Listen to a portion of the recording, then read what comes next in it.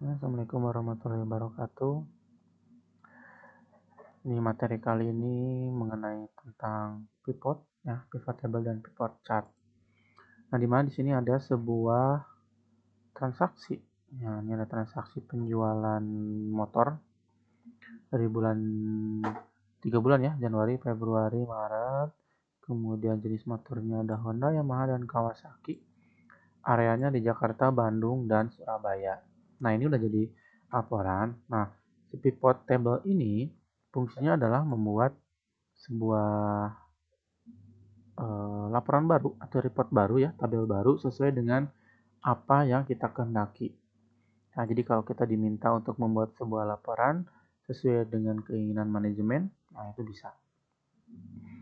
Nah, langkah pertama adalah kita masuk ke menu insert ya. Ini kita bisa blok dulu datanya di blok, kemudian masuk ke menu insert. Nah, di sebelah kiri ada pivot table.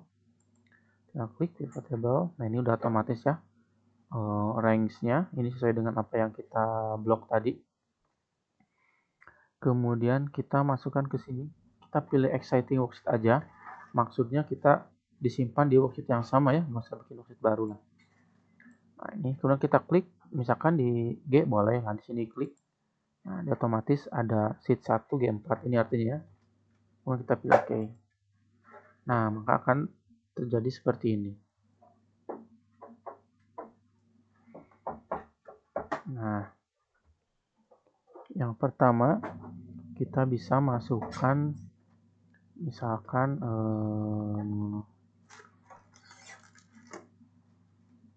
untuk motor bisa nih ya. Misalkan kita masukkan area dulu ya. Area di row label misalkan. Nah, seperti ini. Kemudian motor masukkan ke kolom label. Misalkan ya. Kemudian penjualan ada di value. Nah, jadi hasilnya akan membuat sebuah laporan baru. Ya, seperti ini laporannya. Nah, ini buat kotak dulu ya. Biar terlihat. Nah, kita bisa pakai ini ya. Bisa pakai ini. Nah, seperti ini.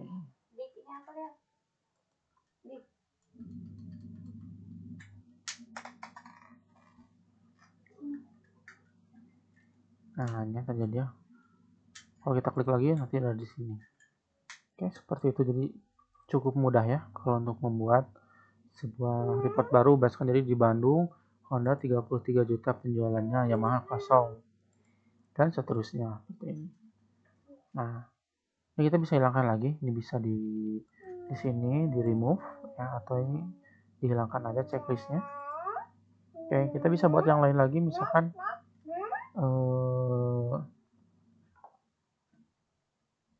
area kita masukkan ke row label. Ini area ya. Kemudian bulan kita bisa masukkan ke kolom label. Kemudian penjualannya kita masukkan ke value. Nah, jadi mulai kita kasih kotak lagi aja. Nah, jadi terlihat ya penjualan Januari sampai dengan Maret nih, area Bandung, Jakarta, dan Surabaya. Nah, kita bisa juga menamakan motor di area report. Filternya sini. Nah, maka di atas akan ada motornya, jenis motornya ini artinya semua jenis motor. Ini kita bisa kita klik. Kemudian pilih select multiple item. Nah, misalkan kita akan menampilkan Honda dan Yamaha. Nih, kayak gini ya. Oke. Nah, maka yang akan ditampilkan Honda dan Yamaha saja. Nah, jadi kita tidak mengambil semuanya. Oke, ini kan udah jadi mirip-mirip seperti laporan-laporan ini ya. Seperti laporan-laporan yang ada di perusahaan-perusahaan gitu kan. Udah jadi mirip seperti program sederhana lah ya. Itu bagus. Ini kan kalau datanya besar juga bagus. Oke, ini bisa ya. Sekarang masuk ke menu pivot chart. Pivot chart. Nah, ini bisa kita klik. Kemudian masuk insert. Nah, ini ada chart ya di sini nih di bagian chartnya. kita tinggal pilih, misalkan kita pilih menu kolom. Misalkan kita pakai yang model 3D gini ya, ini bebas atas saya. Nah, ini kan jadi begini ya, bagus ya. Nah, seperti ini. Kan kita bisa pindahkan ya, di cut ya. Cut kita pindahkan ke sheet 2, misalkan paste di sini. Kemudian kita bisa geser lah sedikit di bawah sini. Kita buat dashboard ya. Dashboard penjualan motor.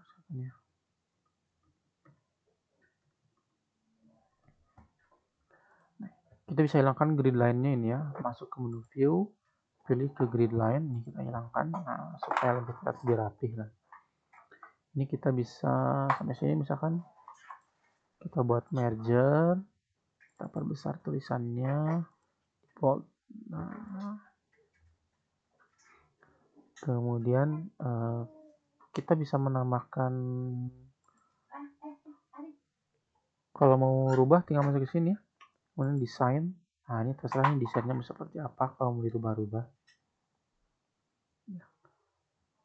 Kemudian ini jenis-jenisnya lah ya, macam-macamnya.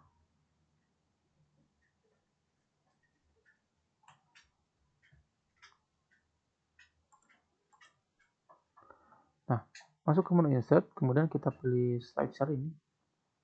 Kita klik. Nah, misalkan kita masuk apa ya? Motor gitu ya, motor. Oke.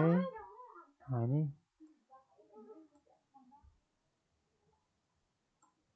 Nah, apa sih fungsi slicer ini? Nah, slicer ini kalau kita pilih ya, misalkan kita pilih Honda.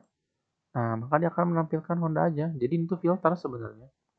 Cuman dibuat lebih seperti tombol-tombol ya, jadi kan lebih kerennya kayak dashboard asli gitu kan. Jadi mirip si dashboard Kawasaki misalkan, Yamaha. Kalau mau semuanya nih filternya diklik aja ya.